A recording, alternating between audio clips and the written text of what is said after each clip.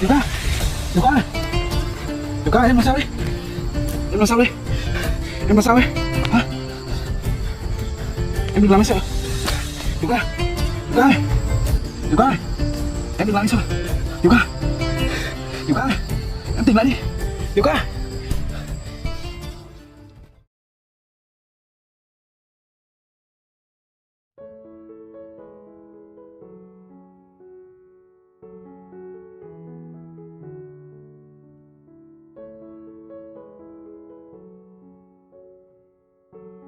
A fragile dawn and a race against time. 25 minutes, 250 lines. The first light of dawn crept hesitantly through the heavy curtains of a warmly paneled room. Its wooden walls adorned with family photos that now seemed to mock the tension within. Tieu Ca reclined on a plush sofa, her face etched with exhaustion, her breathing shallow as the weight of her pregnancy and recent health decline pressed down like a storm cloud. The air was thick with the faint aroma of medicinal herbs and the lingering sweetness of jasmine incense, a desperate attempt to soothe her fraying nerves. Seo Hung entered silently, his polished shoes clicking softly against the hardwood floor, his tailored suit a stark contrast to the vulnerability in his gaze as he approached her side. The uploaded images revealed a lively family scene, children playing, adults laughing, now a haunting reminder of better days. Good morning, everyone. Wishing you all a day filled with joy and precious moments with your loved ones, she whispered into a small camera balanced on a side table, her voice trembling with effort, a fragile smile masking the turmoil within. Hung knelt beside her, his strong hand brushing her arm gently. Tieu Ca, how are you feeling today? Any improvement? She turned her head slightly, her eyes meeting his with a flicker of hope. I feel a bit better now, thank you. A wave of relief softened his features, though concern lingered like a shadow. That's good to hear. For now, stay here and rest. Don't worry about a thing. I'll take care of everything. He glanced at his wristwatch, the ticking a relentless drumbeat against his growing unease. It's odd. The doctor should have been here by now to start your 4. Lie back and rest a moment. I'll check on him. Tieu Ca nodded weakly, her hand resting protectively over her belly. Can I go pick up Han soon? Hung paused, calculating the hours, his mind a whirlwind of duty and care. It's still 2 hours until pickup time. Rest now. Once the 4 is done, you'll have your strength back. If it runs late, I'll get Han myself. Just focus on healing. Resolve hardened in his expression as he moved to the living room, the photos showing a cozy space now charged with silent urgency. He pulled out his phone, dialing with a steady hand. Hello, Dr. Tien? It's Hung. A static-filled voice crackled back. I'm nearly there, just a few minutes away. Hung's tone sharpened with urgency. Please hurry, we need you now. The call ended, and he stood by the window, staring at the misty hills beyond, murmuring, I should have stopped her from overworking, especially in her condition. Today, I'll find someone to help her. Her health comes first. The doorbell's sharp ring shattered the quiet. Hung swung the door open to reveal Dr. Tien, his weathered face kind yet tired, a medical bag slung over his shoulder. You're here, come in, take a seat, have some water, Hung insisted, gesturing to a cushioned chair. Dr. Tien shook his head with a faint smile. No need, I'm all right. Who am I seeing today? Hung led him inside, his voice low but urgent. A close friend collapsed from heat exhaustion while we worked. I got her to the hospital, and they said it's not critical but requires an 4.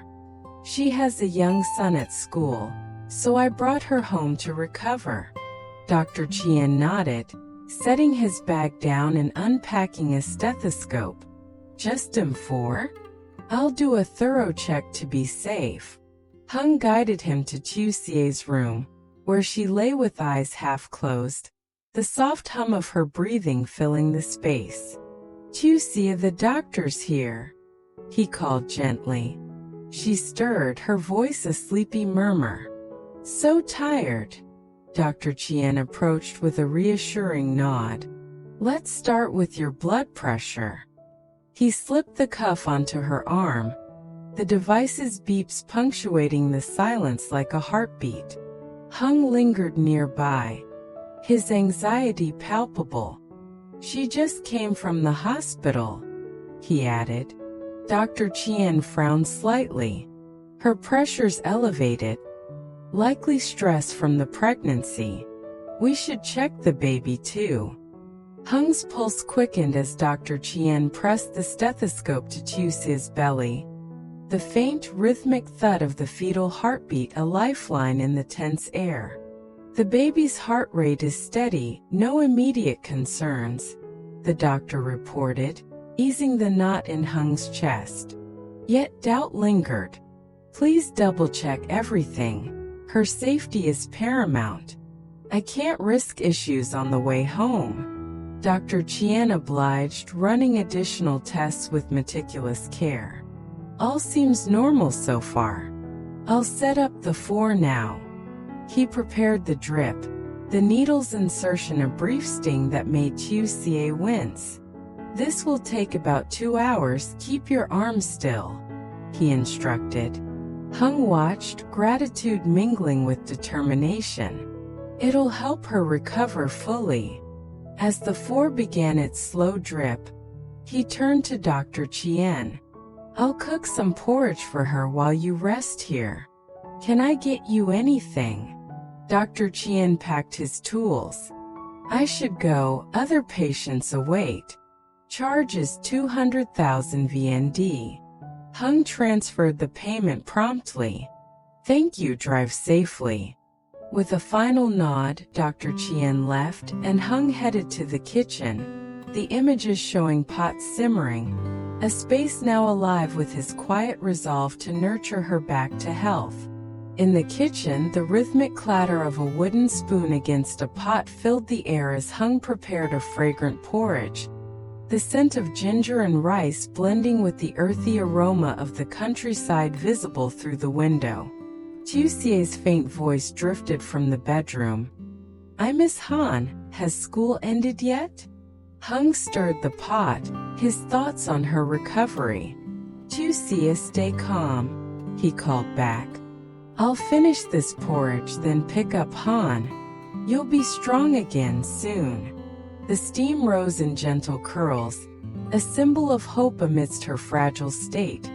As the morning unfolded with a delicate balance of care and impending challenges. The kitchen glowed with the soft amber of midday light as CEO Hung carefully ladled steaming porridge into a delicate bowl. The rich aroma of ginger and rice wafting through the air like a healing balm. The uploaded images showcased hands chopping vegetables and stirring pots, a testament to his dedication. He carried the bowl to Tieu Ca's room, where she lay with the 4 still trickling into her vein, her complexion gradually regaining a hint of color. Settling beside her, he blew on a spoonful and held it to her lips with tender care. Time to eat. This will give you and the baby strength. She sipped slowly, her voice a fragile whisper. Have you eaten, Hung? He nodded reassuringly. Yes, I'm fine. Focus on yourself. I'll get Han soon. The bowl diminished bite by bite, and a weak smile crossed her face. It's so good. Did you make this? Hung chúc cờ sốt ti. Yes, and I'm glad you enjoy it. Take this last bite. She reached for the spoon, her resolve strengthening. Let me feed myself, I can do it. He handed it over, his eyes watchful. Go slow, it's still warm. As she ate, Hung poured a glass of cool water. The clink of the glass a gentle sound in the quiet room. Han's school should be out soon. Keep eating. I'll fetch him after this. Tieu Ca took a sip, her energy slowly returning. Thank you so much. He placed the glass on the nightstand. Rest after you finish, I'll be back with Han. The 4 should be done soon. She sighed, her voice tinged with guilt. I've troubled you too much. Hung shook his head firmly. Not at all. Take care. I'm off now. The door closed with a soft click, leaving her alone with her thoughts and the fading drip of the 4. Outside, the sky bore the scars of last night's tempest, the images revealing a ravaged construction site where floodwaters had torn apart a newly built embankment, leaving mud and debris in their wake. Tieu Ca, feeling steadier, rose to wash the bowl, her mind drifting to the chaos beyond. The rain had been a merciless force, wiping out their efforts. She picked up her phone, dialing with a shaky hand. CEO Hung? It's about last night's flood. The irrigation system for the village is destroyed, and our funds are gone. What do we do? His voice crackled through, taut with concern. I'm on my way, hold tight. She ended the call, stepping to the window, the photos showing flooded fields and stranded equipment, a grim tableau of loss. Hung arrived at the site, his boots sinking into the sodden earth, the air heavy with the stench of wet soil and broken dreams. The embankment lay in ruins, tools scattered like fallen soldiers.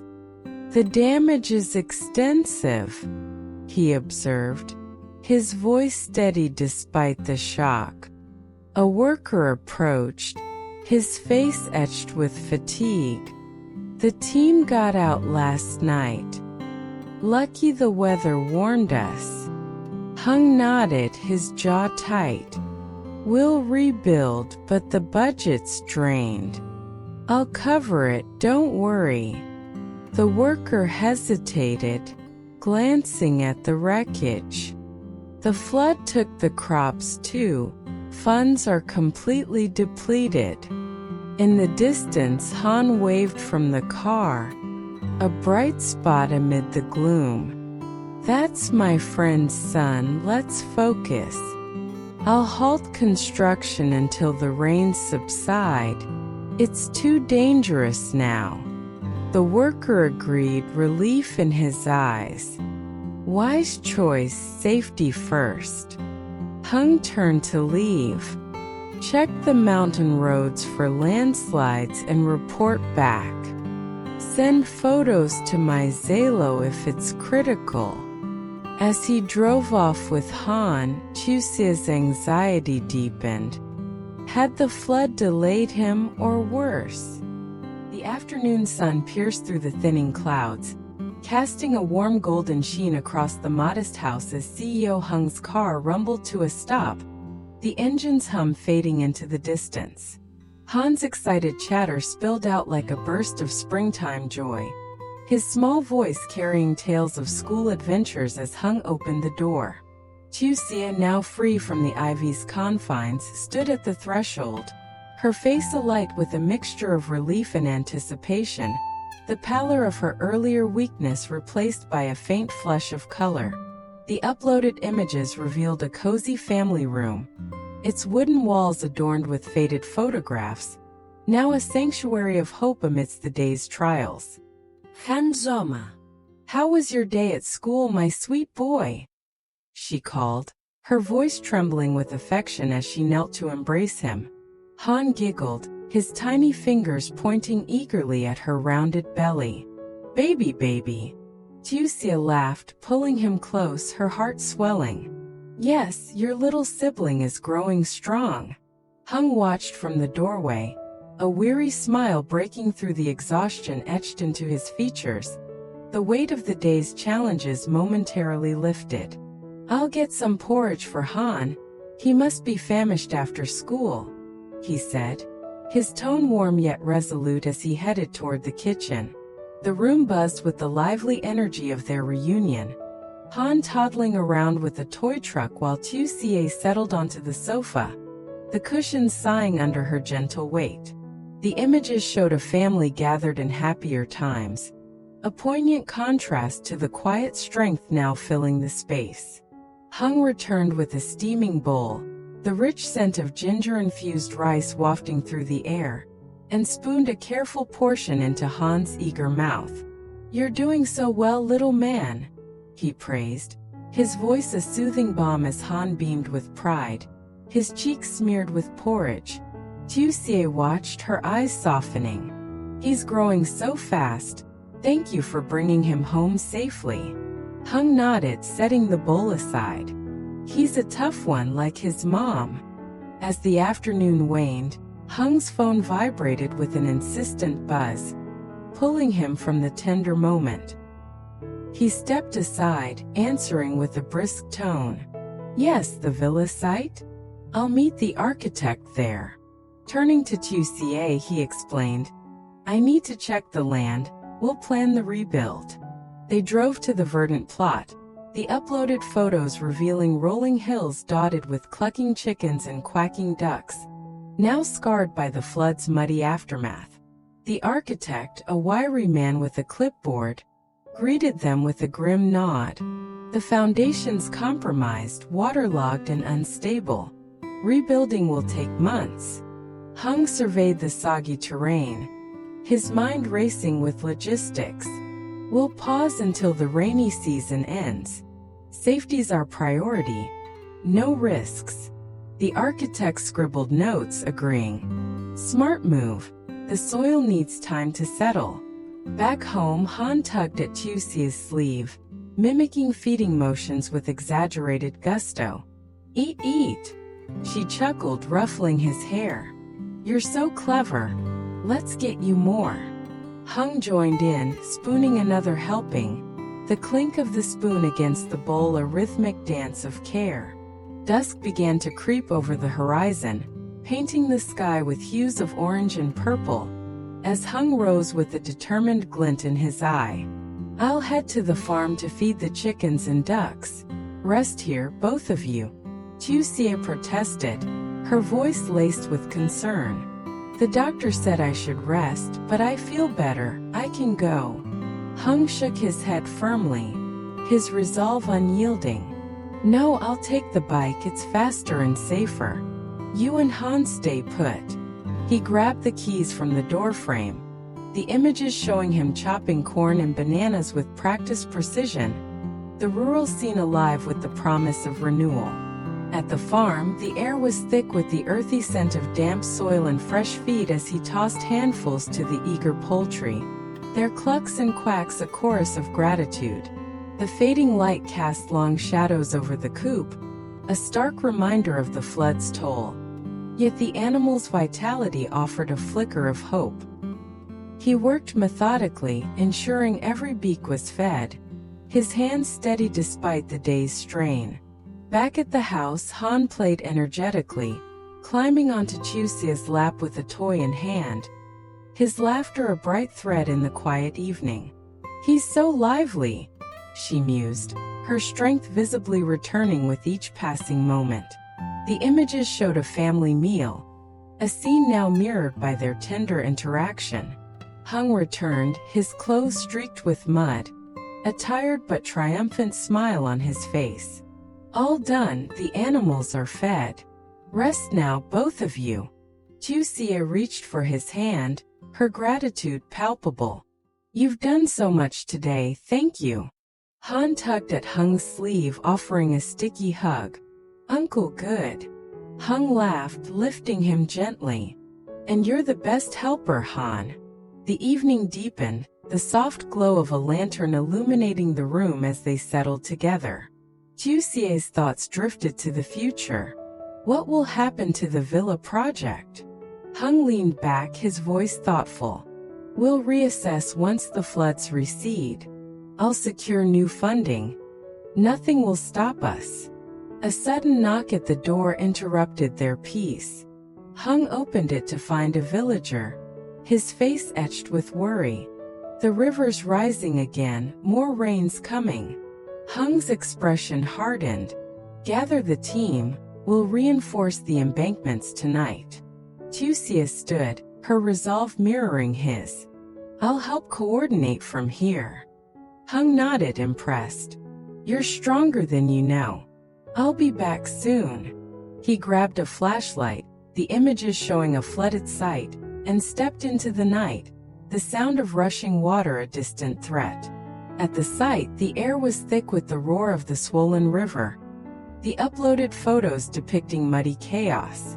Hung directed workers with calm authority, stacking sandbags against the rising tide. The architect joined, his voice urgent. This could hold, but we need more hands. Hung called reinforcements, his phone glowing in the dark. Every minute counts. Let's save what we can. Back home, Tieu Ca monitored updates, her phone a lifeline as she reassured Han. Daddy's a hero, he'll fix it.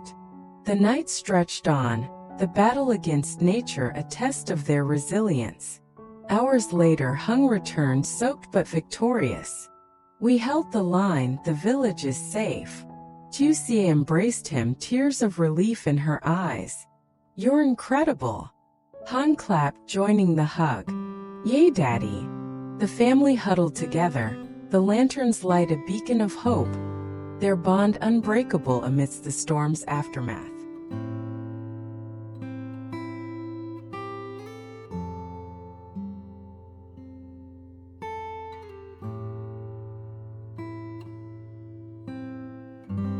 Her travels around the world with sparkling eyes, and her plans for the next year with a joyful smile.